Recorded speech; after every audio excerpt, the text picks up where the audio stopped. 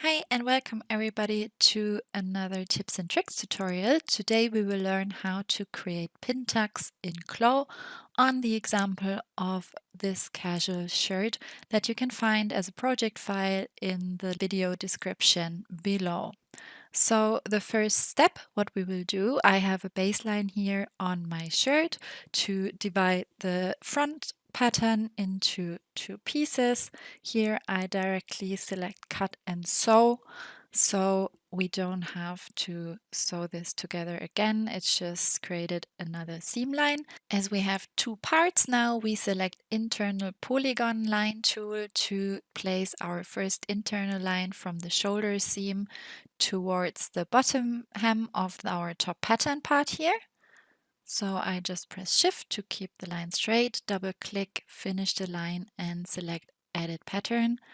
Like now I can right mouse click on my internal line, select offset as internal line, and now I can define my measurements. You can see here I can select how many pin tucks I want, how wide I want them to be apart, and in our case I go for 4 internal lines, so 4 offsets and a width of 22 millimeters.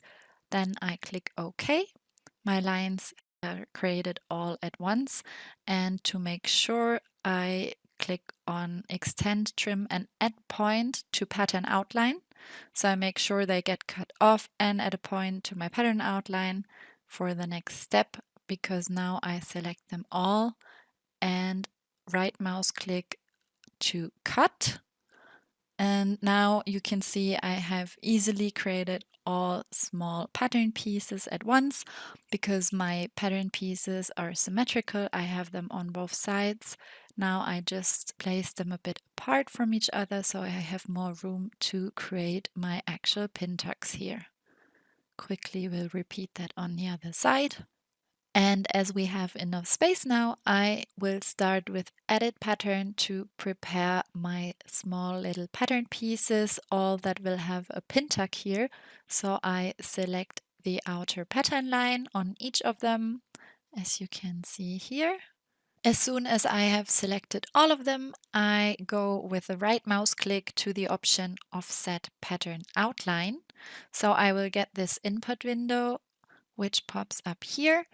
It gives me a distance for each pattern outline of 5 millimeters. In our case, that's okay because I want our pin tucks to become 5 millimeters wide in the end.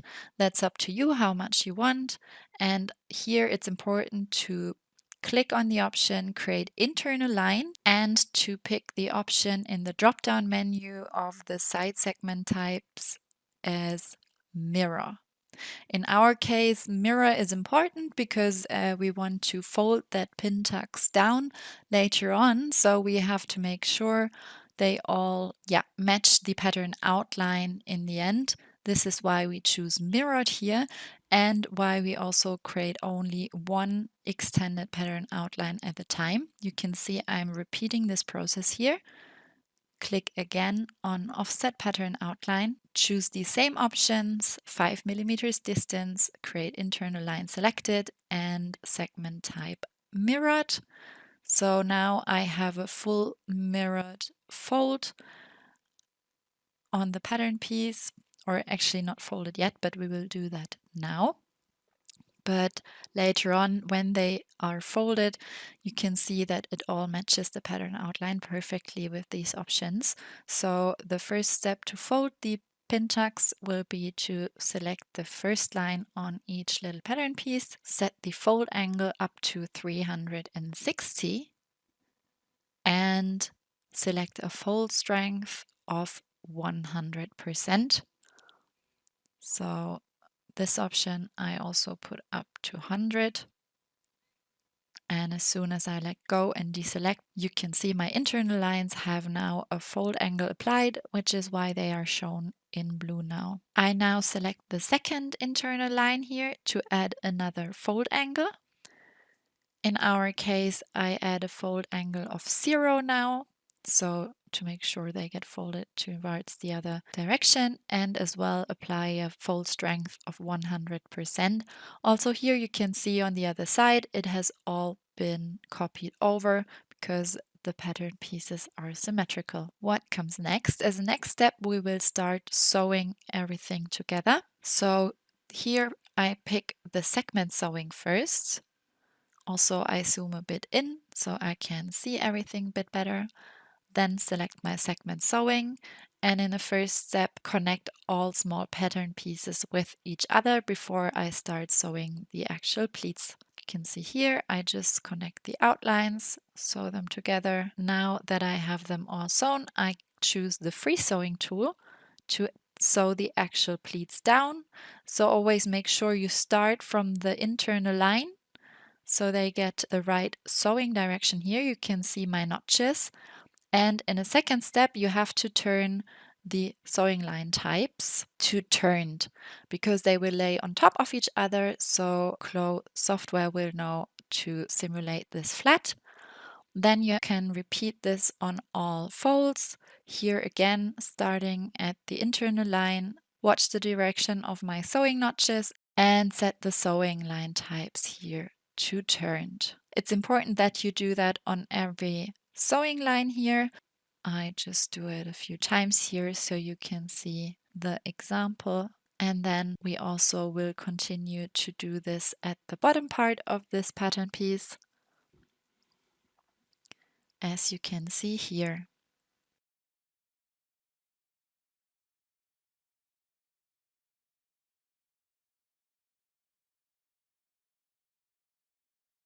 Once I'm also done with the bottom part of this top pattern piece, I can zoom out and see I have also created automatically all sewing lines on the other side. Just to check here, also here, my sewing line types are turned because of course they are a symmetric copy. And now I can actually move on to simulate everything and see if I have created nice pin tucks.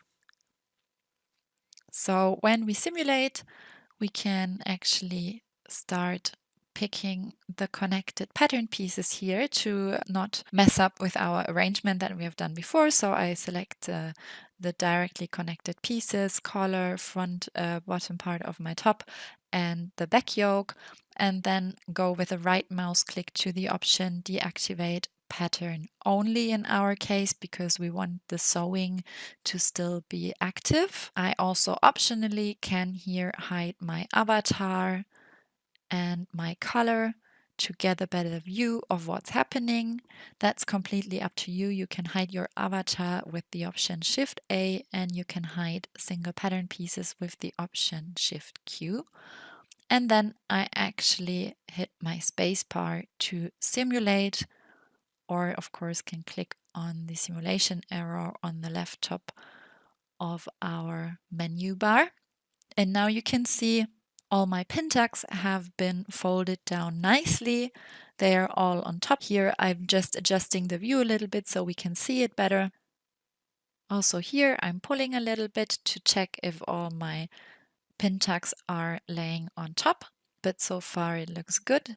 And another option that I want to show you, just in case that, for example, during the simulation something has been messed up a little bit. For example, here you can see it's dancing a little bit. Actually, I can go to my select mesh tool. So another tip that I want to give you, you can also correct your layers afterwards. If you're not completely happy with your outcome of the simulation, you can go to the third tool of the top left corner of your 3D menu bar, select the select mesh tool, either box or lasso, that's up to you, and then you can select the part of your pin tuck that might still be a little bit messed from simulation. You can draw a box over it, for example, here in our 2D pattern window. So it gets marked green in both windows, 2D and 3D. And then you can click in the 3D window on the selected part and drag it out. That works even if the simulation is off or on, completely up to you. Usually it's easier to do it when the simulation is off. So far, I'm really happy with the outcome of my pin tags here. As a next step, I will lower my particle distance to 5 to simulate again and check if everything looks nice and correct here. And for that, I just select all connected pattern pieces to the pin tags, not everything yet, to check if it worked well so far. Now you can see it's calculating for a second. And now we can see I still have one little pin tag not laying correctly. So again, I go with my select mesh tool here and pull that out until it lays very nice and flat. And now my only last step that I have to do is I'm bringing back the pattern piece of my collar that I have been hiding, as well as my avatar. I also reactivate all my pattern pieces, simulate, and when I'm happy with the outcome, I can now, as a final step, select high resolution garment option in my 3D menu bar and set the complete garment resolution down to a particle distance of 5, let it simulate, and then I'm basically done. So once the simulation is done, I'm actually quite happy with the outcome of my shirt here. We have created pin tags on the front pattern of this shirt. I hope you enjoyed this tutorial and see you next time.